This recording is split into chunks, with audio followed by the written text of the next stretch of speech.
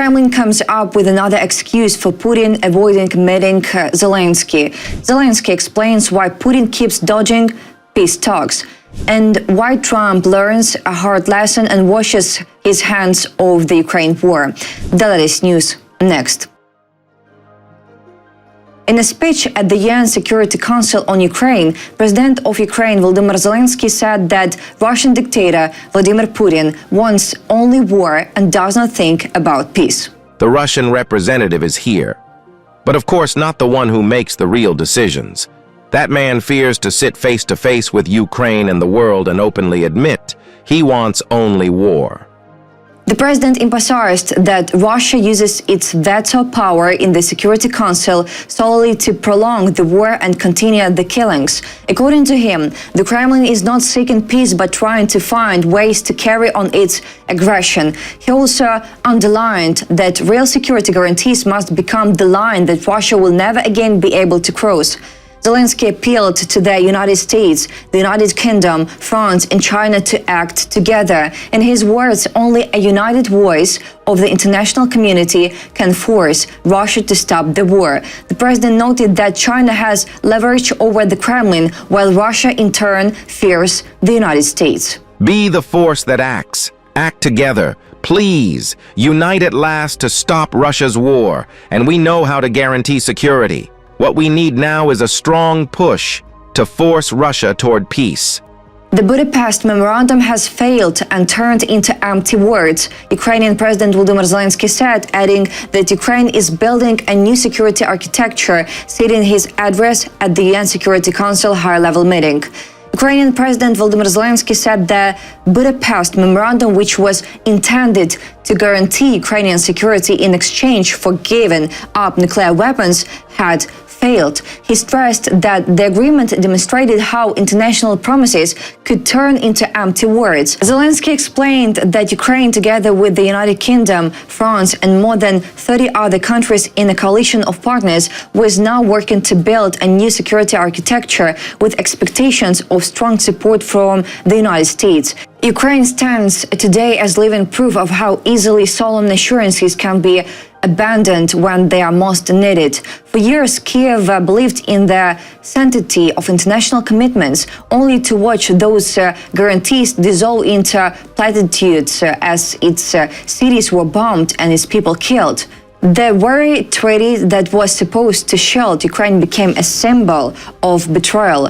This is not just a failure of one memorandum, it is a failure of an entire global security system built on promises without enforcement. Now Ukraine is forced to build a new security architecture with like-minded nations, not out of choice, but out of sheer necessity. It is doing so with courage, dignity and faith that true allies still exist. Yet the bitter truth remains. When the hour of trial came, the country was left to fight alone. In that abandonment lies a warning to the whole world that without real action behind lofty words, no treaty, no memorandum, no international pledge is worth more than the paper it is printed on. After Volodymyr Zelenskyy's statement at the UN Security Council that Russian dictator Vladimir Putin is afraid to sit face-to-face with the Ukrainian leader, the Kremlin is trying to justify itself. Russian presidential spokesperson Dmitry Peskov reports the Kremlin was quick to respond to the words of the Ukrainian president, who said that Putin fears to sit face-to-face with Ukraine and the world and openly admit he wants only war. In response, Peskov said that a meeting between Putin and Zelenskyy without prior preparation would be a PR stunt, supposedly doomed to fail. Of course, the Kremlin representative did not forget to remind everyone of the previous absurd proposal for the president of Ukraine to come to Moscow. Quote, "Why not come if you are open to dialogue?" Peskov asks. The Russian presidential spokesperson's speech also included the usual threats. Quote, "For those who do not want to negotiate now, tomorrow, and the day after, positions will be significantly worse," said Peskov, trying to shift the responsibility for refusing negotiations onto Ukraine. The Kremlin's reaction to President Zelensky's challenge shows more than just irritation. It reveals fear wrapped in arrogance.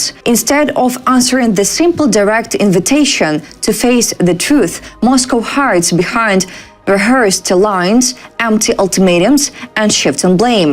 When the Russian spokesperson calls a real conversation a PR stunt, it is not Ukrainians' sincerity he is questioning.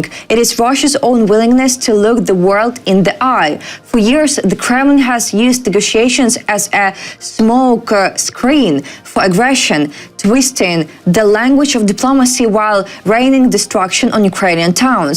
Now, when confronted with the prospect of an honest public encounter, it retreats behind conditions, threats, and cynical invitations to come to Moscow, knowing full well such theatrics are meant to humiliate rather than resolve. Trump learns a hard lesson and washes his hands of the Ukraine war. During his speech at the UN General Assembly in New York, US President Donald Trump made several statements indicating that he is washing his hands of the war in Ukraine, reports The Telegraph.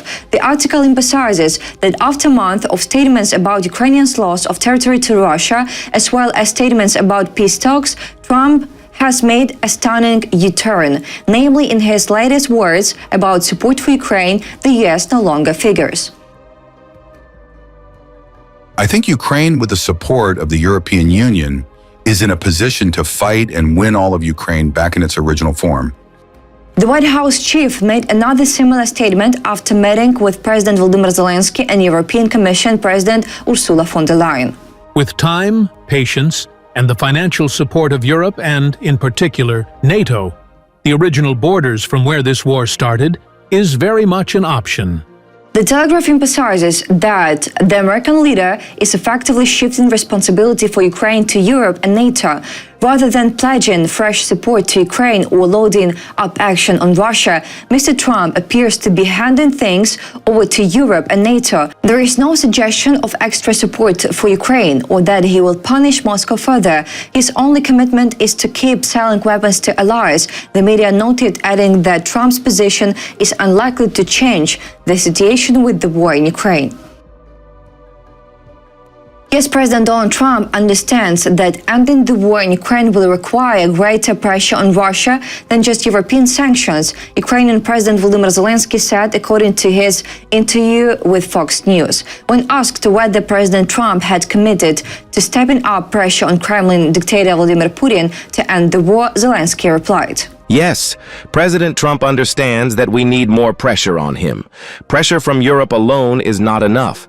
They are our partners, but it's not sufficient. He stressed that pressure must be applied to Russia's energy sector as well as its financial and banking systems. We spoke about this in detail and we are counting on sanctions from the United States, Zelenskyy added. Zelensky's words are not mere diplomacy. They are a warning to the free world. If America hesitates, if it treats Russia's invasion as Europe's problem to solve, then the war drags on. The human toll rises and international law itself erodes. Only when the US stands shoulder to shoulder with Europe, applying real, sustained, coordinated pressure, can there be a genuine chance to end the bloodshed.